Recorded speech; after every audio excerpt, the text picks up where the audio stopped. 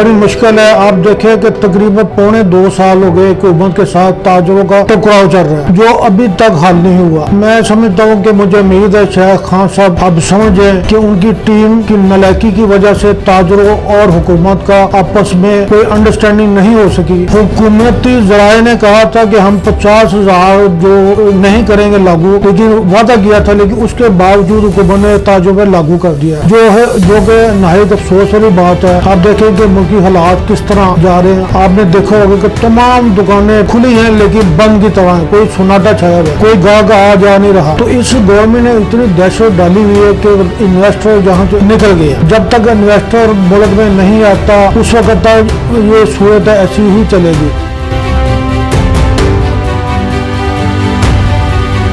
मैं उम्मीद करता हूँ, बल्कि मैं रिक्वेस्ट करता हूँ खास साहब, आपकी मेहरबानी है, आप ताजरों पे रहम करें। जो छोटे ताजर हैं उनसे मुलाकात करें, उनसे मिलके उनके मामला सुने और शफकत करें, उन्हें हल करें ताकि मार्केट में गाहक राहत है और मुल्क में जो खफरा तफरी का इस वक्त आलम है वो खत्म हो सके। जब तक हमारे अंदर से, लोगों के अंदर से एक दहशत खत्म नहीं होगी उस वक्त तक मुल्क कामयाब नहीं होगा। तो मेरी यही दरख्वास्त है गवर्नमेंट से कि वो हमारी बात को सुने और हमारे ऊपर शफकत का हाथ रखे, क्योंकि ये कहते भी हैं कि ताजर एक रीढ़ की हड्डी का किरदार अदा करते हैं और अल्लाह के फजल से हम टैक्स देते भी हैं। और मैं 30 साल से अगर काम कर रहा हूँ तो मैं 30 साल से टैक्स दे रहा हूँ। तो आप ऐसा करें, हमारे से मुलाकात करें, हम बताते हैं कि आपने टैक्स किस तरह इकट्ठा करना है। जो आज से 5 साल पहले जितने सेसी थे आप भी होते नहीं। ये तो गवर्नमेंट का काम है ना, सेसी बढ़ाए।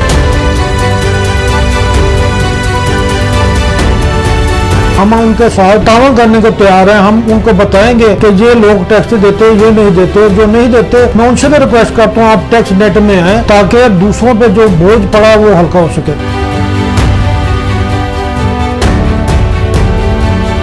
सबसे पहले तो मैं ये बताना चाहता हूँ, मैं लाहौर की, अगर ताजरों में लाहौर की बात करता हूँ कि कराची में जो इम्पोर्टर है वो हमसे सस्ता वहाँ पे पोर्ट पे क्लियर करा रहा है। अगर कोई किसी और सूबे का है तो उसमें भी सस्ता क्लियर कर रहा है, लेकिन हमारे लाहौर में इस तरह का लोग बैठे हुए हैं जो कि क्लीयरेंस नहीं करते। अगर मिसाल के तौर पे कराची में $2 में क्लियर हो रही कोई चीज तो यहाँ पे $3 में वो क्लियर करते हैं। उससे भी हमारे लाहौर में रेवेन्यू नहीं आ रहा। कई लोग ऐसे इम्पोर्टर भाई जो कि लाहौर से क्लियरेंस नहीं कराते, वो कराची से कराते। वो जो जितना भी हमारा रेवेन्यू कराची जा रहा है वो हमें लाहौर में आना चाहिए, पंजाब में आना चाहिए, ताकि पंजाब के हालात मजीद बेहतर हों। आगे आपको पता है कि जब से ये गवर्नमेंट आई है इतने अच्छे हालात नहीं है। ये वही बात है कि ये टेबल पे बैठे हैं, हम लोगों को बुलाए, हम बैठेंगे, हमारे साथ मुशावरत करें, हम बताएंगे कि आपको, हमें बताएंगे इनको कितना टैक्स चाहिए, हम इंशाल्लाह उतना टैक्स इनको लेकर देंगे।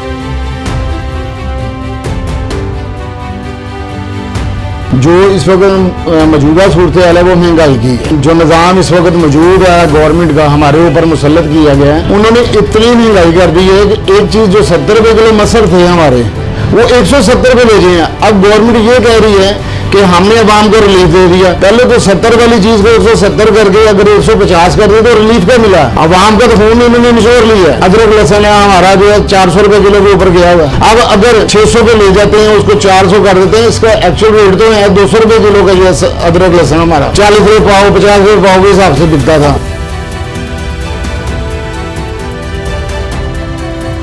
ये गवर्नमेंट सिर्फ आवाम का नहीं सोच रही है, गवर्नमेंट सोच रही है कि जिनने हमारे ऊपर इन्वेस्टमेंट की है हमने उनको फायदा कैसे देना है। ये माफिया की बात करते हैं। माफिया कौन है? नून लीग तो सारी कह इन्होंने की हुई है, बाकी बाहर है। पीपल्स पार्टी जो है वो कहाँ पे है? अब माफिया तो सारा हमारे अंदर ही है, इस गवर्नमेंट के अंदर ही। आवाम को इन्होंने अंधा बनाया हुआ, जैसे मध्य दोनों हाथों से गवर्नमेंट लूट रही है। असल चीज गवर्नमेंट को चाहिए अगर कामयाब होना है तो ये आवाम में आए, आवाम से बात करें, लोगों से बात करें, लोगों की सुने, फिर ये गवर्नमेंट चल सकेगी। ये आवाम के वोट से अगर आई है तो फिर ये आवाम से बात करें। खान साहब के लिए कुछ नहीं करेंगे, करना है जो भी करना है आवाम ने करना है। और आपको चाहिए कि आप आवाम के साथ ताउन करें। इमरान खान साहब को ये कहूंगा कि आप अवामी नुमाइंदे अगर कहते हैं ना, आपने अगर मदीना की रियासत कायम करनी है तो अपने मशीरों को छोड़ के अवाम में आ जाएं। और मैं एक बात बताना चाहता हूँ, मैं अल्लाह ताला से दुआ करता हूँ बल्कि कि ये जो वायरस आया हुआ है कोरोना, जो पूरी दुनिया को अपने लपेट में ले रहा है, अल्लाह ताला हमसे नाराज है। मैं समझता हूँ अल्लाह को राजी करने का वक्त आ गया। अल्लाह ताला से माफी मांगे और दुआ करें कि अल्लाह ताला हमारे मुल्क को इस